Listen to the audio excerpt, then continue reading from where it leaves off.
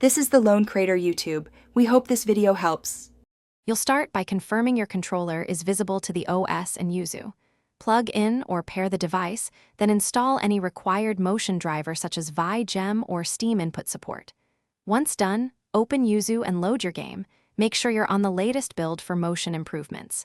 You need the keys and prod. Keys already placed, so Yuzu can run the title. This setup saves time when mapping motion next. You now configure motion settings inside Yuzu. Open Controls, choose your controller and switch to the Motion tab. Select Gyro or Motion Sensor Emulation depending on the game's needs, and pick the input source, Direct Controller or Emulation Bridge. Next, calibrate center position and adjust sensitivity until on-screen preview matches real movements.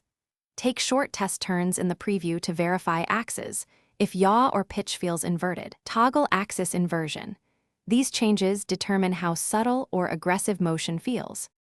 Finish by binding motion to game functions and saving a control profile you can reuse. You may layer Steam input or Vi Gem for persistent gyro data if direct mapping is unreliable. Once bindings are set, test in a low-risk game segment to confirm responsiveness. If you experience drift, recalibrate the controller, reduce sensitivity, or toggle smoothing options, then restart Yuzu to ensure settings apply.